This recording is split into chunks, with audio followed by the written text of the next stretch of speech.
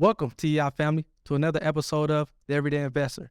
Today we have a very special guest with us. This gentleman is a Super Bowl champion turned business coach, public speaker, and so much more. Please help me welcome Bennie Fowler. Fowler.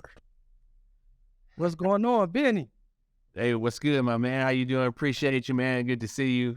Hey, it's been a long time since the last time we got a chance to connect, man. So I'm glad you were able to give me some time today here. Yeah, no, man. Really appreciate you having me. Love what you're doing with the platform, and it's definitely good to reconnect. Oh, for sure. So I guess the whole purpose of the platform is it's just really about kind of bringing on people who have invested in themselves over the course of over the years, and just kind of to make themselves more valuable by whether that's acquiring one or more skills or whatever the case may be. I think the biggest form of investment that you can make is in yourself, and I think from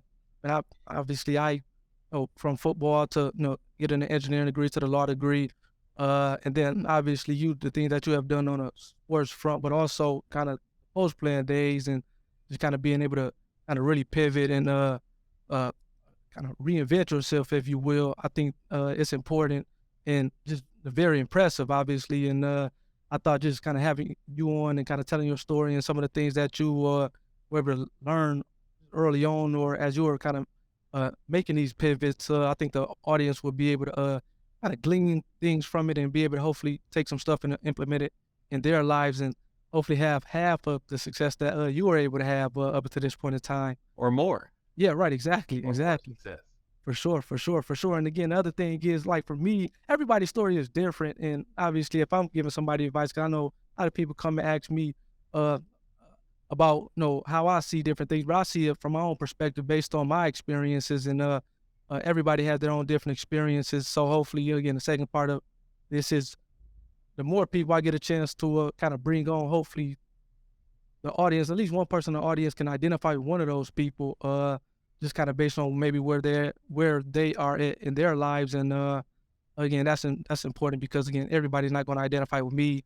I may have some audience members that identify with you more so than me, or just another guest. And I think it's important to have a kind of a diverse group on who have lived through diverse experiences in their life. So again, get another part of the platform. So I guess, and you have a lot to talk about, so I definitely want to get started. But I guess with the post plan days, what made you go from okay, I want to be a business coach? What I guess went into that thought process? I would say, man, that really started.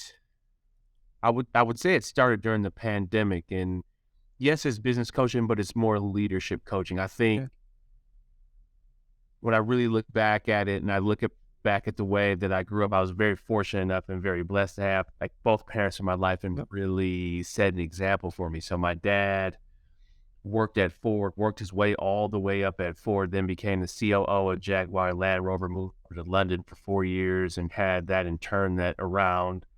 My dad was responsible of leading that turnaround, especially during 08, 09, where Jaguar Land Rover losing 250 million and it was $750 million profit after 2 years, and he wow, led that. So COO, and then he became the vice president of global quality and manufacturing at Ford. And then my mom working at a big law firm in Detroit, and then starting her own.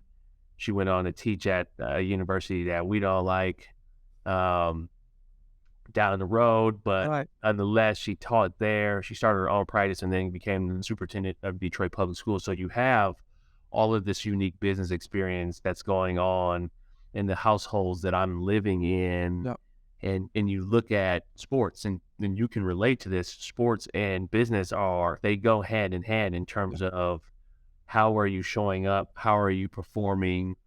What are your key performance indicators, and how are you making sure you are doing what you say you're going to do? How are you setting the vision, the mission, the strategy, the values of your organization or your team, and how are you executing those things? So that's what made me want to get into it. And then we started in 2020. In March of 2020, everybody was on the same playing field. So I didn't know if we were actually going to play that season in the NFL. So that led me to get my life coaching certification, my leadership coaching certification. I wanted to bring the things that I learned from the field into the boardroom because we see all of these things in terms of leadership, in terms of performance. They always hire ex-athletes or Navy SEALs to come in and inspire performance. But what if you could do that on a weekly basis, a monthly basis, a quarterly basis, instead of just a motivational speech? How can you actually implement these processes in real time?